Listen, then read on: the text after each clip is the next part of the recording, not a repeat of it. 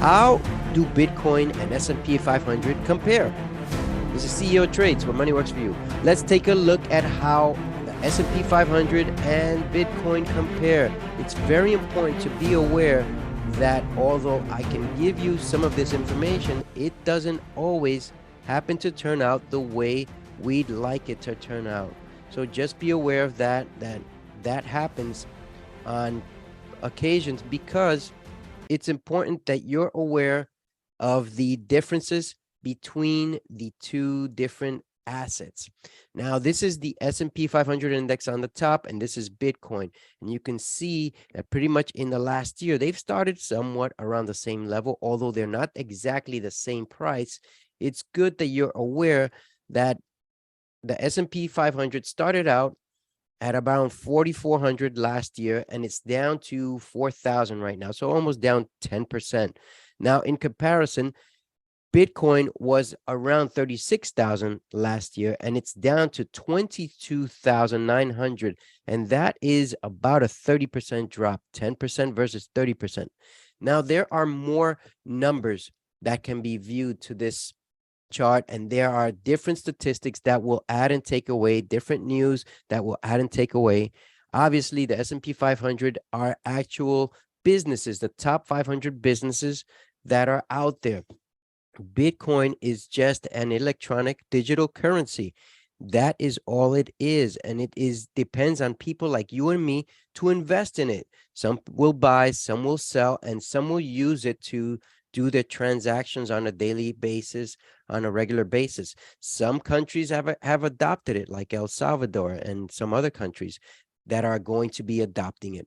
So that's very important to be aware of. Now, I want to give you different views on this because it's important to pay attention to these three things. Number one is volume.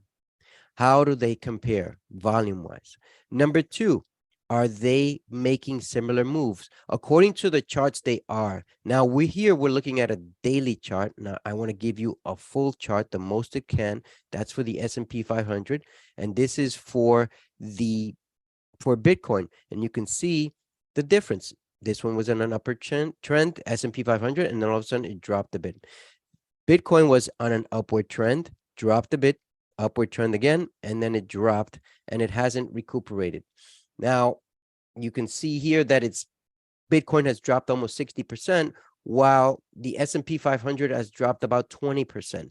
60% Bitcoin, 20% S&P 500. There are people here who believe that these fluctuations and the S&P 500 are much safer than they are in Bitcoin. That's what makes Bitcoin highly volatile, because of these immense movements. However, will it be back?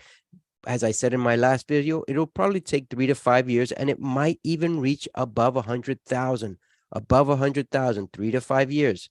And this is a reality. Now, I want to give you one more view, which is the hourly chart, and let's compare the hourly charts in each one and see how they're looking. Now, obviously, they're not going to be exactly the same views, because in this program, you're only going to see it as the perspective of what it is. On the top, it will show me volume, average volume, but on the bottom, it won't. Oh, no, neither one is showing it right now. Don't know why, maybe because it's aftermarket. But the reality is that you can see they're both somewhat on an upward trend in the last several days, about 3 weeks. The same thing with the S&P 500. They're both on an upward trend. And these are the disparities with viewing these charts. Now, I want to give you different views on this. So we're going to look at completely different charts. Give me a second here to share my screens.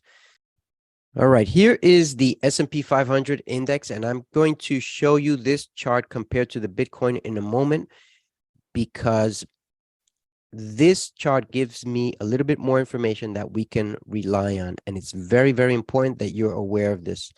S&P 500, as you can see, started out up here last December 2022, and it's gone its way downward, right? But this chart can also gives me an average volume. An average volume was, for the last trading days, was about 1.7 million. This is just a chart, and we can see that this chart shows that an average, it's lifted up is picked up a bit since October. Right now, there are numbers in here that need to be calculated, and that's going to be the last chart that I'm going to show you. It's not a chart, it's actually just numbers so that you can see the difference. What is the difference? You can see that the value of the S&P 500 is 4,037, although in my chart it's going to show you 4,029 with a volume of 1.7 million. That is key number right there. The actual average volume is not being shown on here on this chart. Now, if we compare this one to Bitcoin, which I will show you right now, let me share that screen. Bitcoin in the last year has gone from a higher number to a lower number. And from back in the end of April to now, to the present, it's gone down almost 50%. It didn't do that in the S&P 500. However, the volume on Bitcoin is much less than it is in the S&P 500. This was 207,000 volume, as the S&P 500 is 1.7 million. Now, there's more being traded in S&P 500. Is that correct or is that incorrect? We're going to see that in a moment. That's the last step to all of this. So let me share that screen so that way you can get the best picture. Now, these are estimate numbers. This might not be as accurate as I'd like it to be, but this is pretty much what I have here. Now, S&P 500 index, if you multiply 4,029 price by 1.7 million average volume, it gives you 6.8 billion shares traded on a daily basis. Bitcoin, its last price that I recorded was 22,906. If you multiply that by 207,000 as the average daily volume, it gives you 4.759 billion.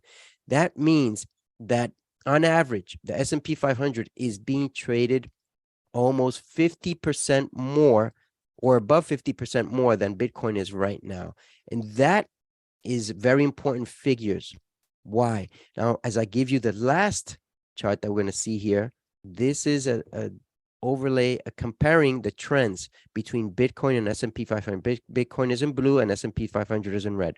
You can see and know that there have been more people interested in searching for Bitcoin in correlation to S&P 500, meaning there is much more movement in the last year from January to January on how Bitcoin has outperformed in reference to searches compared to S&P 500. And you can see that in most states, most people are looking for Bitcoin compared to the S&P 500. That's just how it's trending. That's just a reality. The realistic part of this is that right now it is a hot commodity. Bitcoin is a hot commodity. Not everyone owns it. And for every coin that you'd like to share, you could purchase partial of Bitcoin, but you can't purchase partial of S&P 500 unless you go in and do it through one of the programs that are out there or a broker and so on. Possibly that way you could be able to purchase through a broker. But the reality is, if you wanted to do it on your own, you might not be able to do it. Now, let's look at the past since 2004 to the present and see the comparison. How do they look? Now, you can see that as it started out, most people weren't really interested in Bitcoin. It was low trending until about this period right here, 2015, when it just started to ascend. And this was the highest point of Bitcoin in 2017, when people were mainly interested in Bitcoin, immensely interested. And the S&P 500, there hasn't been much attention compared to Bitcoin. And I'd say in the long term, Google Trends will show that Bitcoin will be pursued much more in a trending fashion than the S&P 500 has. This is since 2004, the record since 2004, and you can see the big difference there. Now, how does this relate to investing? Bitcoin is highly volatile. You will never have the same point that you start out with. As you can see in any of the charts that I've shown you, it will go up and it will come down very quickly. So just be aware that if you want to invest in actual businesses, S&P 500 is the way to go. If you want to invest in a currency that's its only value, that it depends on you and me, Bitcoin is the way to go.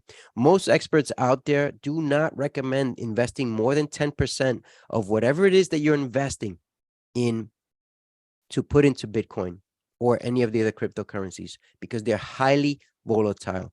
And that is just a standard. It's up to you to make that decision. In the next 3 to 5 years, Bitcoin will most probably reach 100,000. What do you believe that the S&P 500 will reach? It will probably reach 20,000.